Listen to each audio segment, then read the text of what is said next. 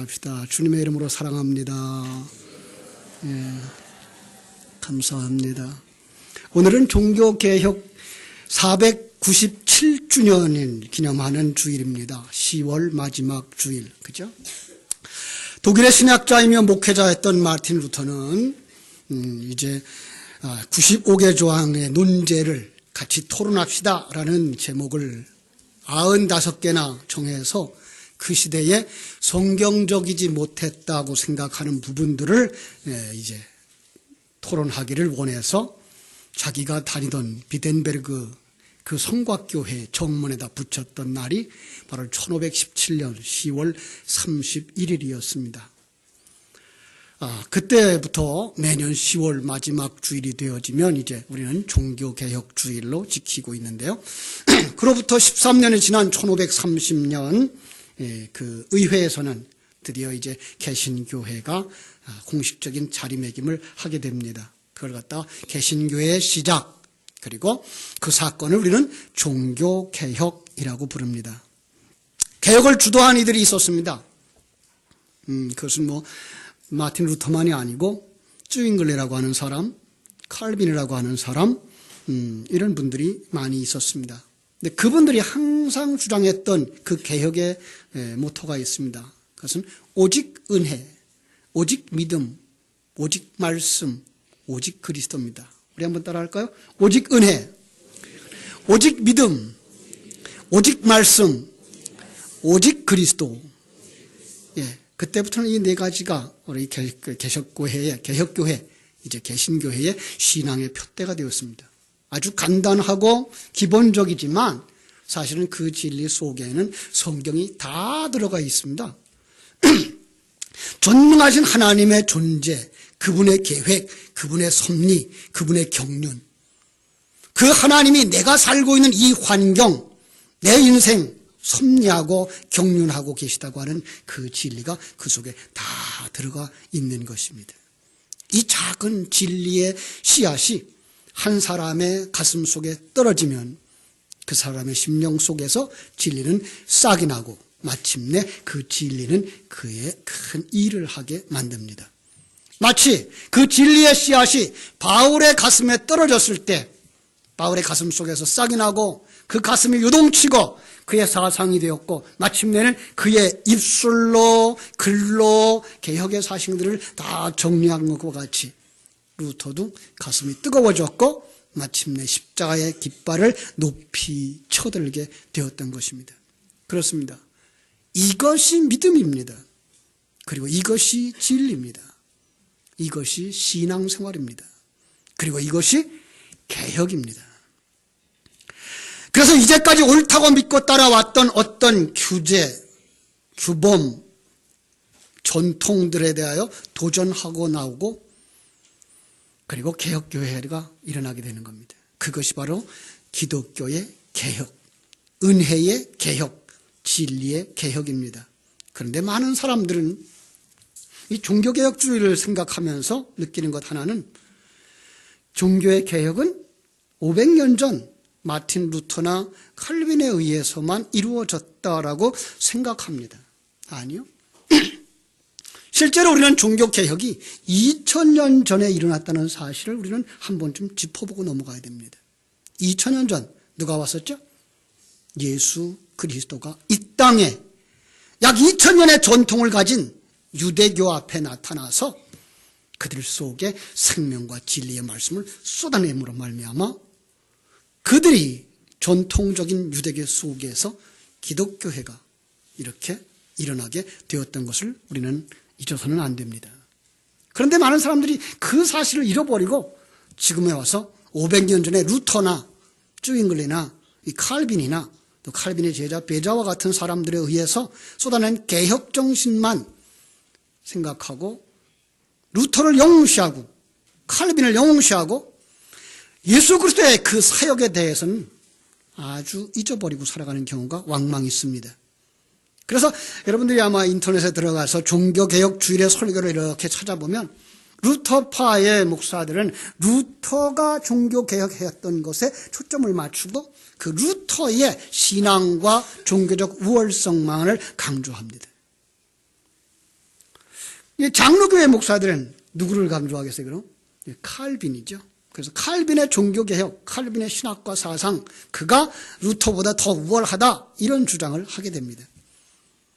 자칫 예수 그리스도의 종교개혁은 빛을 발하게 되고, 그리고 루터나 칼빈이 주장한 신학이 정통이고 진리인 양 떠들어대게 되는 것입니다. 그래서 오늘날 설교자들이, 신학에 해석하는 자들이 칼빈의 주장이나 루터의 주장에 이의를 제기하면 쉽게 욕을 먹습니다. 심지어는 잘못된 신학이라고 지적당하고 심지어는 이단으로 이렇게 지목되는 경우들이 왕왕 있습니다. 그렇지 않습니다. 기독교 진리의 역사는 창세기부터 시작되는 은혜의 복음입니다. 이걸 잊지 마십시오. 그런데 시간이 지나면 지날 때마다 세상은 그 회귀 본능이 있어서 바로 타락의 길로, 율법화의 길로 회귀하고 있는 것을 보게 됩니다. 이걸 잊지 마십시오. 기독교 복음은 언제나 그 돌아가 있는 곳에서부터 제 곳으로, 은혜의 복음으로 돌아가자고 외치고 있는 것, 이것도 잊지 마십시오. 우리 그래서 먼저 루터의 종교개혁의 내용을 살펴보고, 그리고 예수 그리스도의 종교개혁의 내용을 살펴보면서 오늘 우리는 이 시대에 어떻게 바른 개혁을 해야 될 것인가 몇 가지 정리하면서 오늘 말씀을 나누고자 하는 겁니다. 루터는 1483년 10월 10일 날 신성 로마 제국의 아이슬레빈에서 태어나가지고 수도사가 되기로 마음에 결심하고서 1505년에 성 어거스틴 수도원에 들어갑니다. 그리고는 그가 2년이 채 안 된 1506년 사제소품을 받게 되고 그때부터 신학 연구 활동을 하게 됩니다. 그 루터에 대하여 기록했던 이 키텔슨이라고 하는 사람은 루터의 수도원 훈련을 이렇게 묘사했습니다. 아주 그는 열심히 오랜 기간 금식하며 잠도 자지 아니하고 뼈를 깎는 추위 속에서 옷도 안 입고 담요를 뒤집어 쓰지 않은 채 자기 몸에 채찍질을 하면서 고행을 겪었다. 그러면서 거기에 한마디 덧붙이기를 단순히 기도나 금식이나 궁핍이나 탐욕을 벗어버리는 것을 흉내만 낸 것이 아니라 정말 진지하게 그것을 추구했다. 얼마나 열심히 했으면 엄격한 수도원의 규율을 완벽하게 이행했기 때문에 빨리 사제가 될 수 있었다. 그러나 그가 사제가 되었음에도 불구하고 마음의 자유를 누리지는 못했었다. 그는 늘 양심의 죄책감에 시달렸으며 이 죄사함 받기를 위해서 지극히 작은 것까지도 가슴 아파하며 회개하는데 어디 가서 하죠? 고해성사를 하며, 그죠? 그리고 그들은 성계단 성당이 있어요. 전하는 말에 의하면 예수님이 빌라도의 그 법정에서 재판을 받을 때 그 법정의 계단 28개를 옮겨다가 이 성당을 세웠다고 하는 성계단 성당, 그 계단을 무릎으로 기어 올라가면서 그들은 회개를 했고 심지어는 거기다가 유리를 부술러서 깔아놓고 그 위로 고난의 행진을 했던 그런 사람들이었다고 합니다. 루터도 그 고행을 자처했고 그 고행의 길을 올라가다가 로마서 1장 17절에 그 마음속에 확 와서 닿다 그래요. 로마서 1장 17절 뭐라고 말합니까? 복음에는 하나님의 의가 나타나서 믿음에 이르게 하나니 오직 기록된 바 오직 의는 믿음으로 말미암아 살리라 함과 같으니라. 깨달은 그는 그 계단 중간에서 벌떡 일어나서 내려놓았다 그럽니다. 이러한 고행, 율법적 제도, 속죄권을 사고 파는 것으로 말미암아 우리는 구원되는 것이 아니라 오직 믿음으로, 오직 하나님의 은혜로 구원된다라는 사실을 그는 깨달았다는 거죠.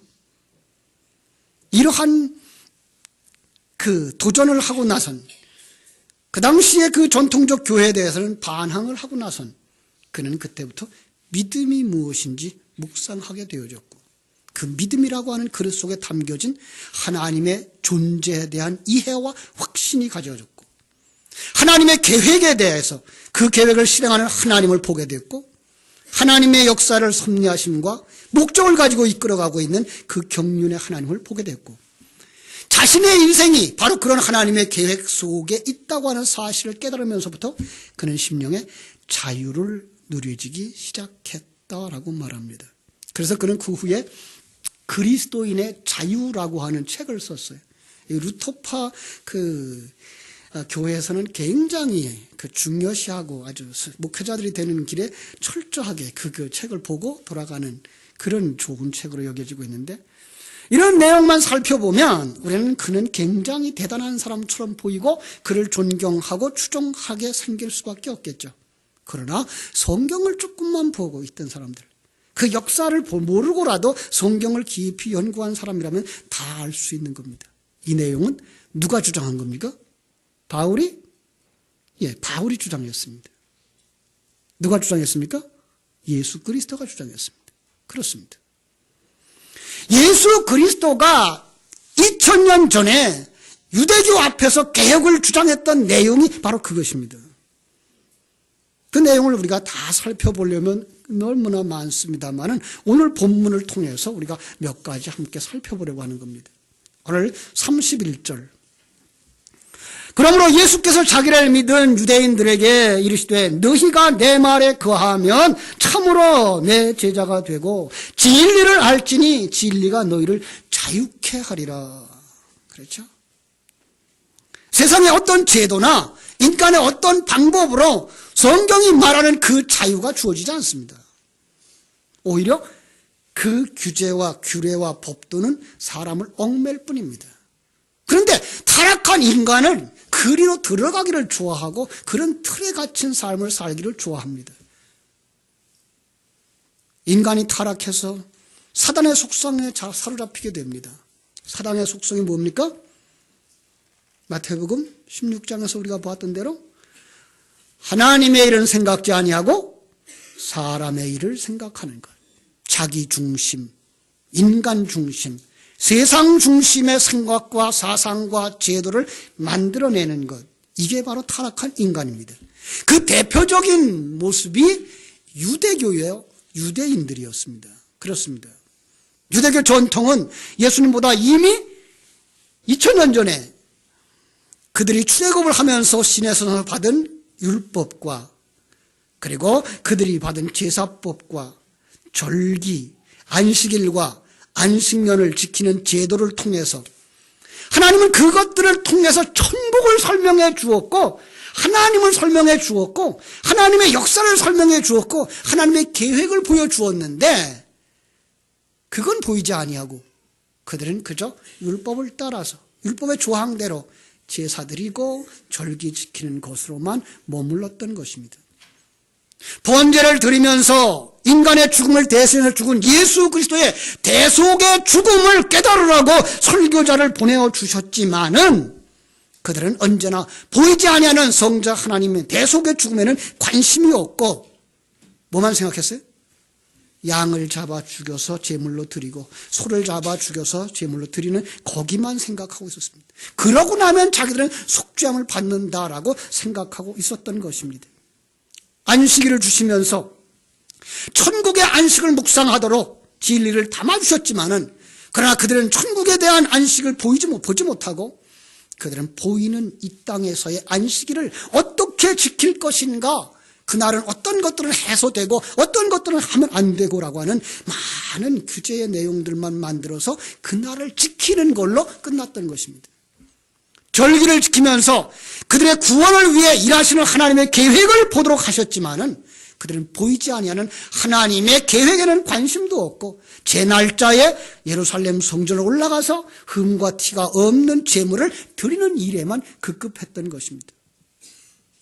그래서 주님이 성자 하나님이 그들에게 그리고 우리에게 진리를 그 그릇에 담겨진 진리를 전해주시기 위해 이 땅에 오셔야만 했던 것입니다. 여러분, 그 하나님이 이 땅에 오신다고 하면, 아니 언제나 와 계시지만 우리는 본다 못 본다? 예, 보지 못하는 겁니다.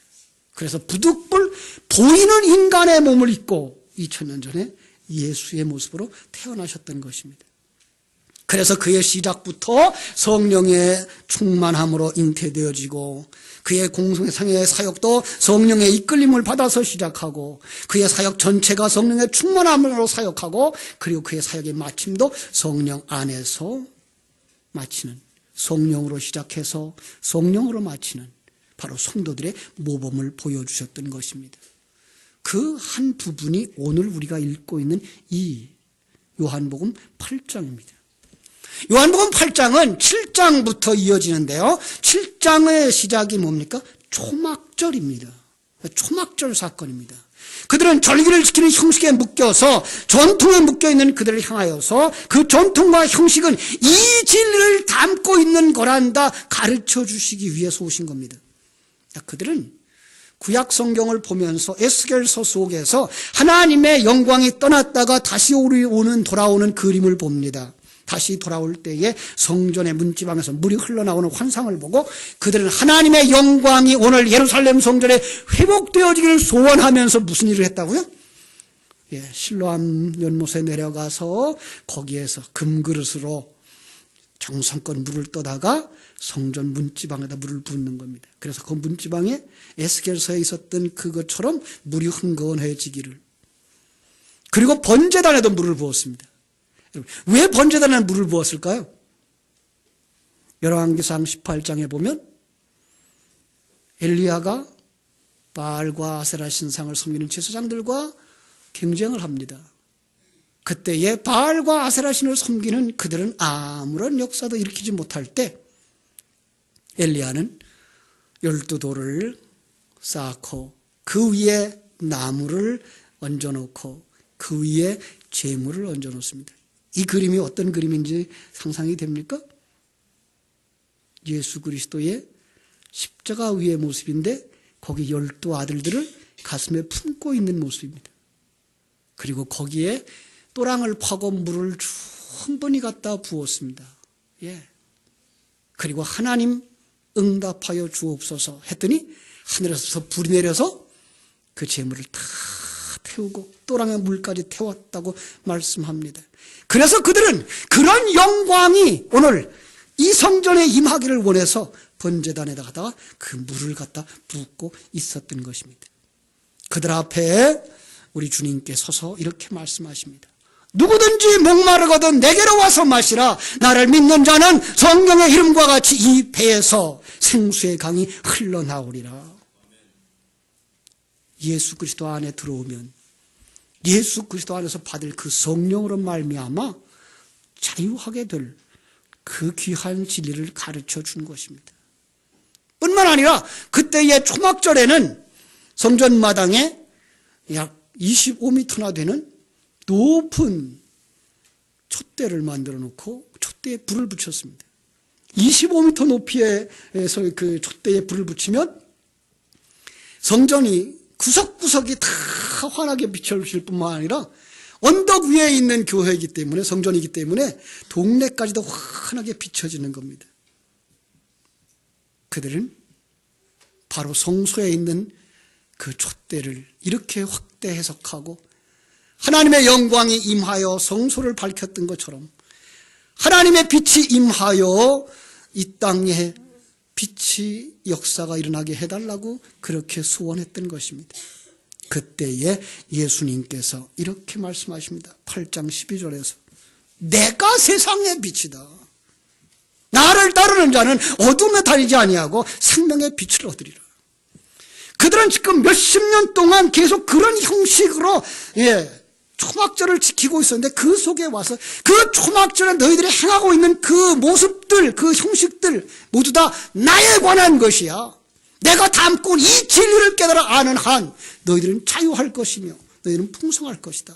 천국의 영화를 누리게 될 것이다 라고 했던 이 개혁의 메시지를 우리는 들을 수 있어야 할 것입니다. 그리고 그들을 향하여서 말씀하십니다. 수고하고 무거운 짐진 자들아 다 내게로 오라. 너희들은 세상에 그 규제와 규례와 율법에 묶여 있으니 얼마나 힘드니 거기서 다 나오라. 내가 너희를 쉬게 하리라. 여러분, 그 얽매임에서 쉼을 주는 건 뭡니까? 자유 아닙니까? 그렇습니다. 이것이 바로 진리가 너희를 자유케 하리라 라고 하는 말씀, 이것이 바로 예수 그리스도의 종교개혁입니다. 바로 이 시대에 오늘 우리가 깨달아 알아야 하는 것은 500년 전에 천주교회에서부터 벗어나온 루터나 칼빈의 종교개혁이 아니라 우리 성경 속에 돌아가서 유대교적인, 그리고 500년 전에 그 캐톨릭과 같았던 그 규제 속에서부터 나와서 생명의 종교로 돌아가지 않으면 안 된다고 하는 사실을 깨닫고 지금도 우리는 돌아가자고 외치는 것이 바로 이 시대의 종교개혁이어야 하는 것입니다. 유대교 정신이 시간이 지남에 따라서 제도화되고 율법화되어지고 형식화되어졌던 것처럼 500년 전 로마 캐톨릭에 부패하고 썩었던 그 종교에서 나온 그들은 500년의 세월이 지나는 동안 미안하지만 로마 캐톨릭의 세속화와 형식화와 고정화를 그대로 따라가고 있다는 사실을 아십니까? 그래서 많은 사람들이 지금도 개신교의 예배당도 로마 캐톨릭의 예배당을 닮아가고 싶어하고 심지어 예배 형식도 그들의 예배 형식을 닮아가고 싶어하고 있는 것을 아십니까?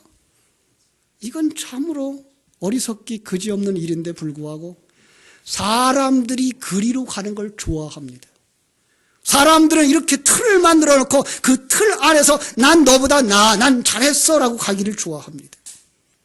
설교가들의 설교조차도 예수 생명으로 돌아가자는 설교보다는 그들의 비유에 맞춰서 철학적인 설교, 정신 위로하는 설교, 세속적인 인륜 도덕의 범위 안에서의 그들을 격려하고 북돋아주고 있는 모습을 보게 됩니다. 그러면서 그 속에서 당시의 유대인들처럼 나는 잘하고 있어 라고 교만을 떨고 있는 것입니다. 여러분, 오늘 본문 33절은 32절에서 진리가 너희를 자유케 하리라 하자 그들이 뭐라고 말한다고요? 우리가 남의 종이 된 적이 없거늘 어찌하여 자유케 되리라 하느냐고 영의 영역을 전혀 보지 못하고 있는 현실을 얘기하고 있는 것입니다. 우리 주님은 그래서 34절부터 36절까지 종과 아들을 대조하면서 너희는 죄의 종이라. 그 율법과 규제와 형식에 따라서 살아가고 있는 모든 인생들은 죄의 종이라. 물론 여기서 말하는 죄, 윤리 도덕적 죄를 언급하는 것 아닙니다. 모두 영적인 내용입니다. 그러나 그들은 그걸 보지 못하고 계속해서 얘기합니다. 우리 아버지가 아브라함이라. 41절에서는 우리 아버지가 하나님이라. 예수님은 조목조목 그들이 들춰내는 자기들의 자랑거리들을 평가하십니다. 너희가 아브라함의 자손, 믿음의 자손이라면 믿음의 삶을 살 것이오늘 그러지 못하는구나. 이건 보이는 인간과 인간 예수의 입씨름이 아닌 전능하신 아들 예수님의 정확한 판단인 것입니다. 너희가 하나님을 아버지라 부른다면 내가 대하여 이렇게 하지는 않았을 거다. 내가 그 삼위일체 하나님의 영을 가진 자 아들 예수 그리스도의 영을 너희들이 어찌하여 내게 대하여 이렇게 할 수가 있느냐. 단도직입적으로 말합니다. 너희는 사단의 자식이라. 너희 아비는 마귀니라. 한마디로 율법과 도덕과 형식과 제도로 자신들의 신앙생활을 잘하고 있다고 하는 그들을 향하여 그것은 죽은 자들의 행위, 사단의 행위, 자기를 위한 우상숭배다라고 말씀하고 있는 것입니다. 이게 우리의 모습은 아닌가요? 주일 예배를 참석하여서 사도신경으로 시작해서 축도까지의 예배가 다 끝나면 나 할 일 다 했어 라고 생각하는 우리의 예배는 아닌가요? 연습을 많이 해서 좋은 찬양을 했습니다. 그런데 그 찬양이 입술에 붙은 찬양으로 끝난다면 바로 그들의 찬양과 다를 바가 없다는 사실을 아실까요? 정말로 그 찬양 한마디 한마디 한 구절 한 구절이 여러분의 심령 깊은 곳에서부터 하나님에 대한 감사와 그 하나님의 섭리에 대한 역사와 그리고 그 하나님이 나를 인도해가고 계신 그 사실 때문에 감격하고 불러내는 그 감격의 찬양일까요? 우리의 기도도 그러합니다. 정녕 하나님이 주신 그 은혜에 의하여서, 그 생명에 의하여서 하나님의 하나님 되심을 고백하며 하나님이 인도하시고 섭리하심을 고백하며 내가 하나님의 인도하심 속에서, 우리가 하나님의 인도하심 속에서 아름답게 만들어져 가고 있음을 인해서 감격하고 그 앞에 하늘에서 이룬 것 같이 땅에서 이루어지이다라고 고백할 수 있는 그 고백의 기도가 아니라면 그것은 바로 그들과 다름없는 그런 기도일 수밖에 없다고 하는 사실입니다. 제도화되어지고 형식화되어진 카톨릭과 다를 바 없는 바로 형식적인 신자이기 때문에 그렇습니다. 사랑하는 성도 여러분, 제가 왜 이렇게 아픈 소리를 해야 합니까? 여러분을 사랑하기 때문에 그렇습니다. 여러분 가운데 한 사람도 지옥에 떨어지기를 원하지 않습니다. 모두 다 하나님의 사람으로 완성되어져 천국에 들어가기를 간절히 원하기 때문에 그렇습니다. 종교개혁 정신은 하나님께서 우리에게 주신 그 생명으로 돌아가자는 것입니다. 배우는 지식이, 드리는 예배가 여러분의 생명이 되고 여러분의 삶의 원동력이 되는 데까지 나아가야 하는 것입니다. 세상을 살아가는 원동력은 두 가지가 있습니다. 하나는 세상적 원동력, 비전이라는 겁니다. 격려라고 하는 것입니다. 적극적 사고라고 하는 것입니다. 다른 하나는 바로 하나님으로부터 오는 진리, 하나님의 존재와 그의 계획을 알고 그분이 주신 삶의 현장 속에서 그 사명과 은사의 삶을 살아가는 성령의 역사입니다. 그런데 우리는 너무나 많은 시간 동안 적극적인 사고와 세상적인 격려와 세속적인 비전이 성도들의 삶의 원동력인 줄 알고 살아왔습니다. 성도는 그것으로 사는 것이 아닙니다. 사람이 떡으로만 사는 것이 아니고 하나님의 입으로 나오는 모든 말씀, 그 말씀 속에 담겨진 진리로 사는 것입니다. 이 양식을 찾아 나서는 이 시대에 예수의 생명을 가진 여러분 되어져서 이 땅에서 여러분의 생애가 다하기까지 온전한 하나님의 사람으로 완성되어져 하늘나라에 다 이르는 귀한 성도들 되시기를 주님의 이름으로 축원합니다. 기도하겠습니다.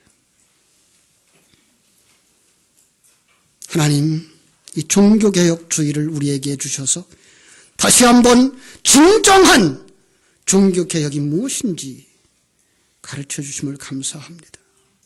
사람이 떡으로만 사는 것이 아니요 하나님의 입으로 나오는 모든 말씀으로 사는 것이니 그릇에 담아준 진리를 찾으러 가자고 말씀하시는 주님의 음성을 들을 수 있게 하여 주시니 감사합니다. 율법적이고 세속적이고 거짓 신앙을 벗어 던지고 참 생명의 신앙, 하나님을 사랑하고 이웃을 내 몸과 같이 사랑하라 하신 그 명령을 실현할 수 있는 예수 사랑을 가지는 자들, 그리고 예수 사랑을 흘러넘치는 자들, 하나님의 사람으로 완성되어지는 역사가 사랑하는 이 교회에 모든 성도들 속에 일어나게 하여 주시옵소서. 예수님의 이름으로 기도하옵나이다. 아멘.